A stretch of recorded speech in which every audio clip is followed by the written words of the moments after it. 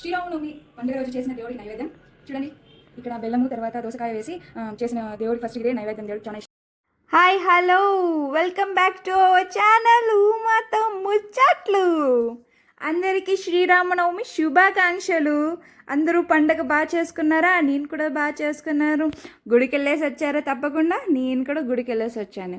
గుడికి వెళ్ళేసి వచ్చి ఇంట్లో దేవుడికి ఏమేమి నైవేద్యం చేశామో అని చూద్దామా. ఇప్పుడు ఒక బౌల్లో బెల్లం వేసి కరగపెట్టి పక్కన పెట్టుకోండి. తర్వాత కొంచెం ఎలకల పొడి అయిపోయిన తర్వాత కొంచెం దోసకాయని బాగా చేత్తో నలిపి బాగా మిక్స్ చేయండి. శ్రీరామనవమికి బెంగళూరులో ఇక్కడ ఇలాగే చేస్తారు. నెక్స్ట్ చిన్న బౌల్లో పెసరపప్పు వేసి నానపెట్టి పక్కన పెట్టండి. అది చిన్న క్లిప్ ఏమనుకోద్దండి. తర్వాత చిన్న పెనం పెట్టుకొని దాంట్లో కొంచెం నూనె వేయండి. నూనె వేసిన తర్వాత సాసవలు వేయండి. సాసవలు చిటపట అయిన తర్వాత కొంచెం ఒక మిరపకాయని సన్నగా కట్ చేసుకుని దాన్ని కూడా నూనెలో వేసి వేయించుకుందాం. అది వేగిన తర్వాత కొంచెం కరివేపాకు అయిన తర్వాత అది చల్లగా అయ్యేంత వరకు కాసేపు పక్కన పెట్టుకుందాం. పక్కన పెట్టుకున్న తర్వాత ముందుగా మనం నానపెట్టుకున్న పెసరపప్పుని ఒక బౌల్లో వేసుకొని కొంచెం కీరకాయ అయిన తర్వాత క్యారెట్ అయిన తర్వాత కొంచెం కొబ్బరి తురుము వేసుకోండి. తర్వాత కొంచెం కరివేపాకు కదండి, కొత్తిమీర, అదంతా నేను కొంచెం ఒక్కొక్కటే వేసి చూపించాను. అయిన తర్వాత నేను ఫుల్ వేసాను.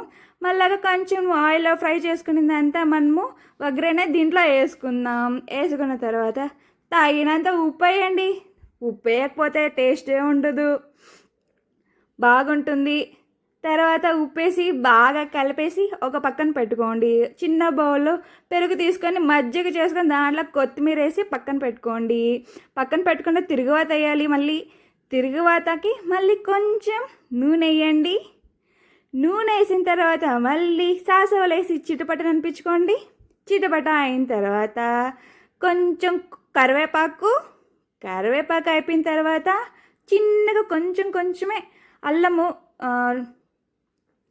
చిన్నగా దంచి పెట్టుకొని దాంట్లో వేయండి. ఈ తిరువాత అంతా అయిపోయిన తర్వాత దీన్ని ఎత్తుకొని మళ్ళీ మజ్జిగలో వేసి బాగా కలిపి పక్కన పెట్టుకోండి. బెంగళూరులో శ్రీరామనవమికి ఈ 3 పదార్థాలు దేవుడికి నైవేద్యంగా పెడతారండి.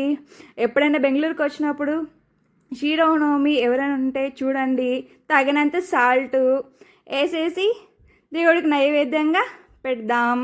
రండి ఇప్పుడు చూద్దాం. శ్రీరామనవమి పండుగ రోజు చేసిన దేవుడికి నైవేద్యం చూడండి. ఇక్కడ బెల్లము తర్వాత దోసకాయ వేసి చేసిన దేవుడికి ఫస్ట్ ఇదే నైవేద్యం. దేవుడికి చాలా ఇష్టమైనది. తర్వాత కోసంబరి పెసల పప్పుతో చేస్తాం. దీన్ని కర్ణాటకలో దీన్ని కోసంబరి అంటారు. ఇది పెరుగు మజ్జిగ చేసి దేవుడికి నైవేద్యంగా పెట్టి. అలాగే నచ్చినట్టయితే లైక్ చేసి షేర్ చేసి సబ్స్క్రైబ్ చేయండి. ఉమాతో ముచ్చట్లు.